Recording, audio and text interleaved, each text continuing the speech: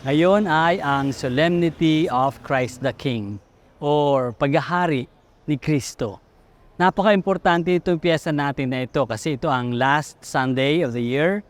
Inibitahan tayo na pag-isipan, balikan kung ano mga nagawa natin. What have we done in the past year? Actually, not only the past year, but what have we done for the rest of in the past, in our lives? Ano ba mga nagagawa natin sa buhay natin?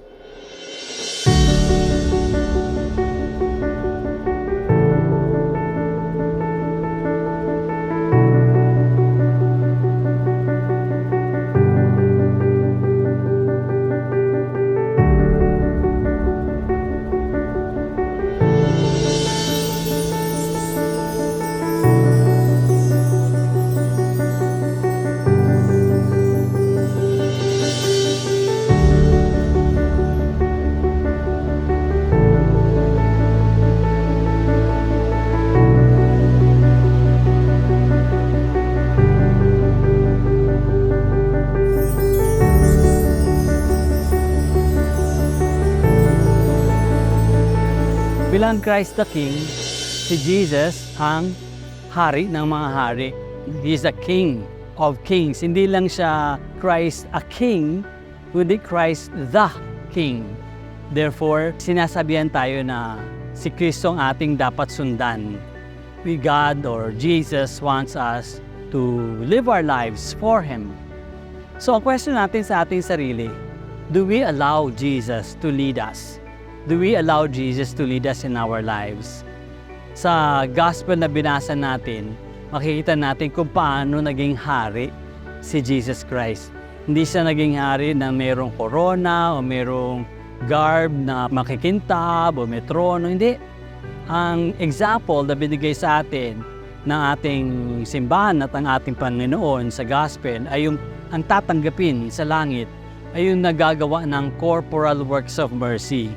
Sabi, bago makapasok sa langit, ang tanong ni Jesus dun sa mga tao, pinakain mo ba yung mga nagugutom? Binigyan mo ba ng inumin yung mga nauuhaw? Did you clothe the naked? Those who are in prison or in the hospitals, did you visit them? Did you welcome the stranger? At kung isipin natin yung mga tao na yon, yung mga hungry, yung mga thirsty, nasa prisons, nasa hospital, sila yung least. Sila yung tao na parang hindi napapansin ng lipunan. Mga tao na nasa gilid-gilid ng lipunan, they are the least of society. They're invisible, they're insignificant, wala silang boses, hindi sila nakikita, hindi sila nakikilala, hindi nakikita, hindi napapansin. They are the least among us. But the least are really, in God's eyes, the most valuable. The most valuable. And therefore, because they are the most valuable in God's eyes, we should see in them the face of God. Doon sa mga maliliit na tao, sa mga taong walang tinig, walang muka, doon natin makikita dapat ang muka ng Panginoon. Babalikan natin yung Old Testament. God compares Himself to a shepherd. At ang ginagawa ng shepherd, the shepherd tends his sheep na alagaan.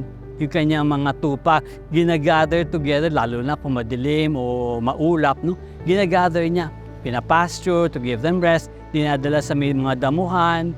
Kapag may naliligaw, hinahanap, ibinabalik dun sa earth. And kapag mayroong nasusugatan, minemend niya yung sugat, inalagaan niya, pinapagaling. So ang kingship ni Kristo, ang kingship ng Panginoon is compassion. Compassion for the poor and the needy. So kung tayo tagasunod ni Jesus, ano sinasabi sa atin? Sinasabi sa atin na alagaan natin ng isa't isa.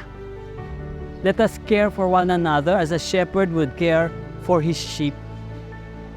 At kapag nagawa natin yan, para napapalagay na natin sa present ang kingdom of God. The reward for caring for one another is that God becomes part of our lives today. That the kingdom of God is present today. Hindi ba napakaganda? Kung dahil sa atin o sa ating mga kakayanan at sa ating mga kawang gawa, nagiging nandito sa lupa ang karya ng langit. Yun ang paghahari ng Panginoon.